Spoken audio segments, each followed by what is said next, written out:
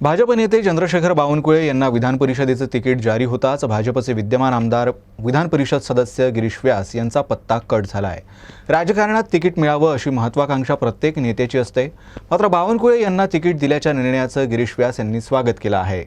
ही निवडणूक देखील गेल्या निवडणुकीप्रमाणे बिनविरोध राहील असं त्यांनी म्हटलं आहे। नागपूर जिल्ह्यातील स्थानिक स्वराज्य संस्थांच्या सदस्यांतर्फे निवडण्यात येणाऱ्या जिल्हा परिषद सदस्य निवडणुकीसाठी भारतीय जनता पक्षाने चंद्रशेखर बावनकुळे यांना उमेदवारी दिली आहे। बावनकुळेंच्या नावाची घोषणा होताच या जागेवरून विद्यमान आमदार गिरीश व्यास यांचा पत्ता कट झाला आहे। पक्षाच्या निर्णयावर नाराजी दाखवण्याऐवजी व्यास यांनी निर्णयाचं स्वागत केलंय आणि आपल्याला याआधी दिल्या गेलेल्या संधीसाठी त्यांनी पक्षाचे आभार मानले आहेत। जब ये चुनाव आया तब भी मैं न मुंबई गया न दिल्ली गया और मैंने कभी किसी से ये टिकट आज भी नहीं मांगी, इसलिए मेरी टिकट काटी गई ये कहना उचित नहीं है।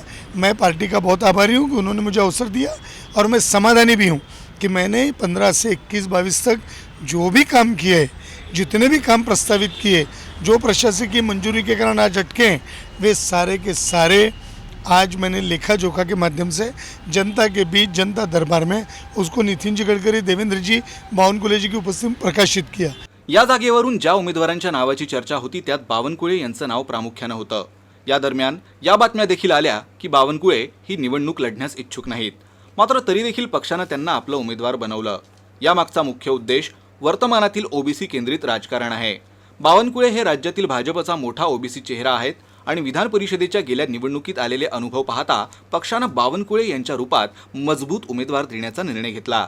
बावनकुळे हे मैदानात आल्यानं आता निवडणूक सोपी झाल्याचं खुद्द व्यास यांनी म्हटलं आहे। त्यामुळे गेल्या वेळेप्रमाणे यावेळी देखील निवडणूक निर्विरोध होईल असा विश्वास गिरीश व्यास यांनी व्यक्त केला है। देखिए आसान नहीं, हमारी संख्या जो है वो संख्या अभी भी 60 के ऊपर है। इसके अलावा विरोधी जो दल आज सत्ता में बैठे हैं उसके भी कई लोग हमारे संपर्क में, और इसलिए आंकड़ा हम कुछ भी नहीं कह सकते।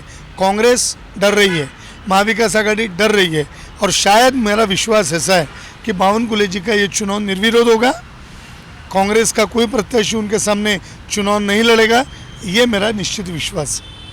या निवडणुकीत वेगळ्या प्रकारची राजकीय रणनीती असली तरी संख्याबळाच्या आधारावर भाजप मजबूत स्थितीत आहे।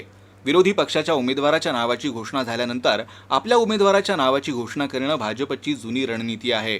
मात्र यंदा भाजपने ज्या विश्वासात आपल्या उमेदवाराच्या नावाची घोषणा केली आहे त्यामुळे काँग्रेस यंदा कुणाला उमेदवारी देतं हे पाहणं तेवढंच औत्सुक्याचं ठरणार आहे।